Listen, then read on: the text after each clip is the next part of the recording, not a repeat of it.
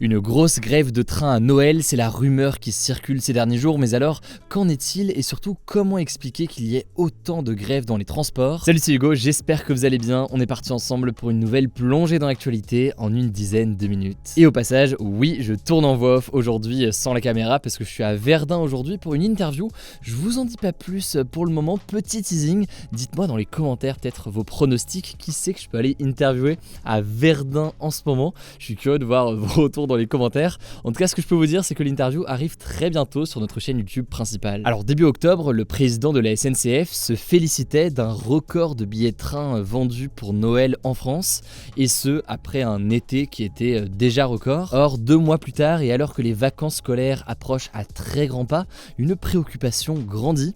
Y aura-t-il finalement des trains à Noël? En fait, les 3 principaux syndicats, donc CFDT Cheminots, Sudrail et l'UNSA Ferroviaire, ont déposé plusieurs préavis de grève.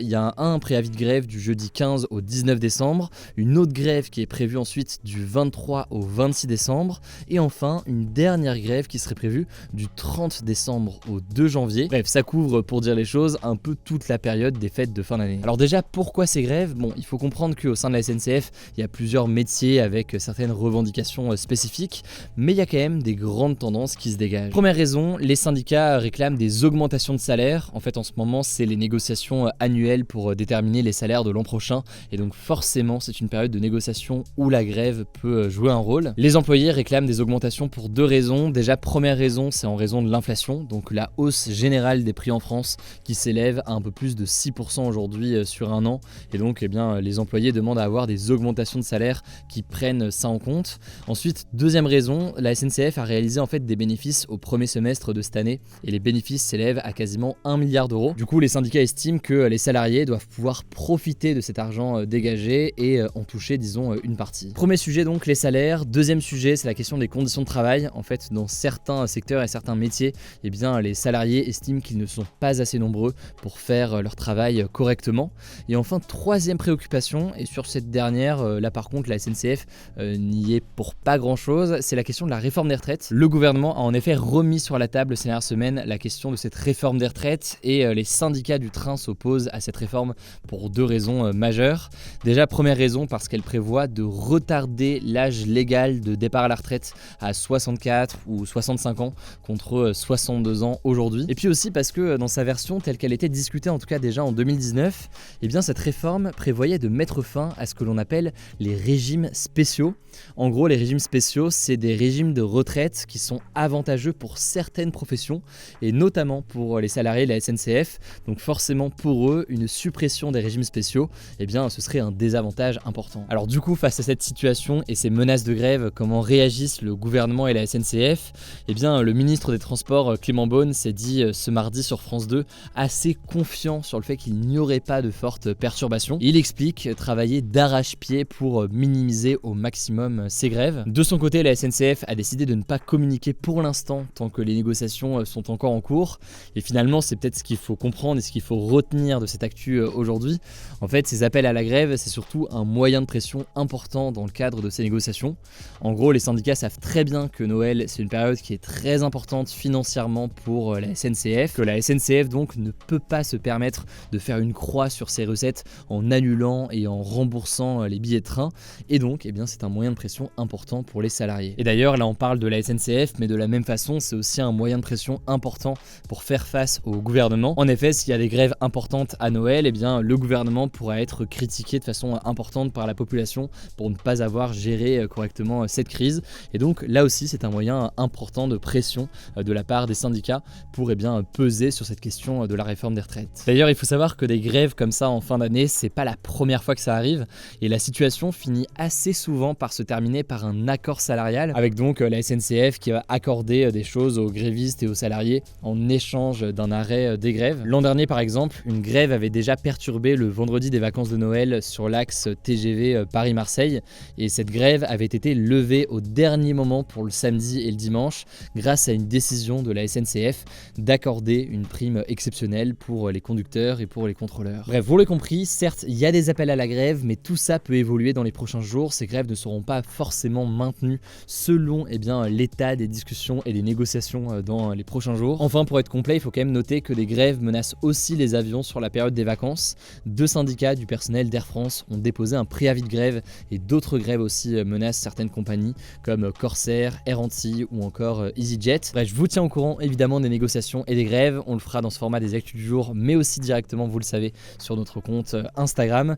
Et je laisse tout de suite la parole à Blanche pour les actualités en bref. Je reviens juste après. Merci Hugo et salut tout le monde. Oui, c'est encore moi, mais promis, demain ce sera le retour de Paul. Alors on commence avec une première info. Je voulais revenir rapidement sur les célébrations qui ont eu lieu hier après la qualification de l'équipe de France pour la finale de la Coupe du Monde de football. Alors évidemment, des scènes de liesse ont été observées partout en France, notamment bien sûr sur les Champs-Élysées à Paris.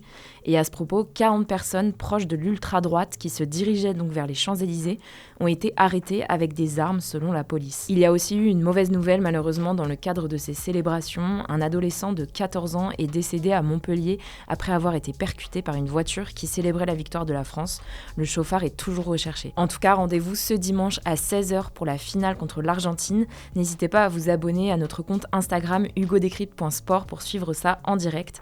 La France pourrait donc devenir le premier pays depuis près de 60 ans à conserver son titre. On poursuit avec une deuxième info. Le gouvernement ukrainien a affirmé avoir détruit 13 drones russes avec son système de défense anti-aérien. Selon l'Ukraine, il s'agissait de drones kamikazes fabriqués par l'Iran qui visaient à provoquer des explosions dans la capitale ukrainienne Kiev. Il faut savoir que depuis plusieurs semaines, la Russie frappe régulièrement des infrastructures énergétiques en Ukraine, une stratégie qui a des conséquences directes sur des millions de personnes qui se retrouvent du coup sans électricité, dans le froid et dans le noir. En tout cas, aucune trêve des combats n'est prévue pour Noël ou le Nouvel An en Ukraine, c'est ce qu'a affirmé la Russie. On vous tiendra au courant s'il y a du changement. Troisième info en France, 208 000 victimes de violences conjugales ont été recensées par la police en 2021, selon le ministère de l'Intérieur, un chiffre en hausse de 21% par rapport à 2020. Alors la grande majorité des victimes, ce sont des femmes, 87%, et au contraire, 89% des personnes mises en cause en 2021 sont des hommes. Les 2 tiers des affaires concernent des violences physiques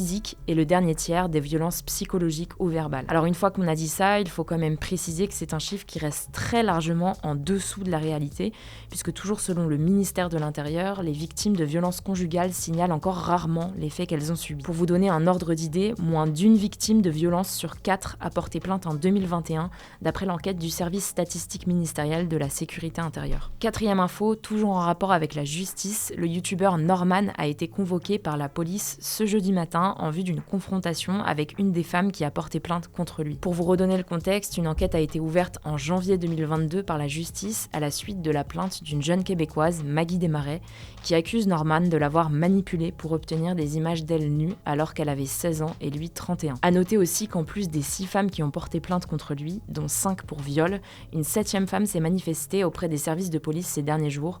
On vous tiendra au courant si on a du nouveau. 5e info, la fin de l'impression systématique du ticket de caisse, qui était prévue le 1er janvier en France, a été repoussée au 1er avril 2023. Pour ceux qui n'avaient pas suivi, en fait, cette mesure, elle fait partie de la loi anti-gaspillage et économie circulaire qui avait été votée en 2020 et qui a pour but de réduire la production de déchets. On pourra en gros choisir d'avoir son ticket ou non. En effet, chaque année, près de 30 milliards de tickets de caisse sont imprimés, sauf que la plupart terminent à la poubelle et leur petite taille les rend difficiles à collecter et à recycler. Mais du coup, pourquoi le gouvernement a décidé de reculer de quelques mois cette fin du ticket de caisse obligatoire ?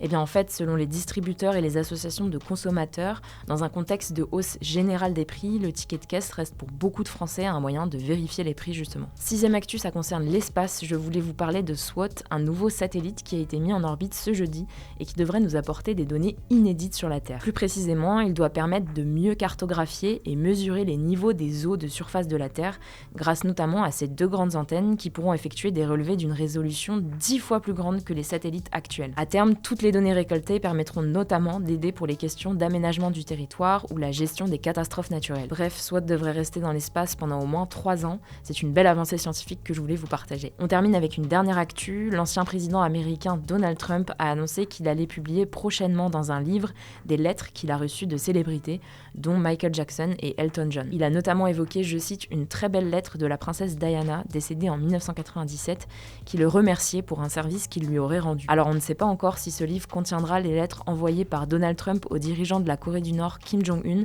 puisque je ne sais pas si vous vous souvenez, mais Donald Trump avait déclaré en 2020 qu'ils étaient tombés amoureux grâce à leur correspondance. Merci Blanche. Alors hier le débat c'était le suivant, faut-il interdire le tabac pour les nouvelles générations en France?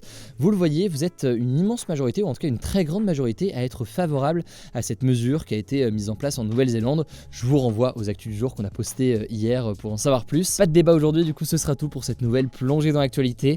N'hésitez pas à faire vos pronostics dans les commentaires sur la personne que j'interviewe ce jeudi. Prenez soin de vous, prenez soin de nos proches, et puis on se dit à demain pour une nouvelle vidéo.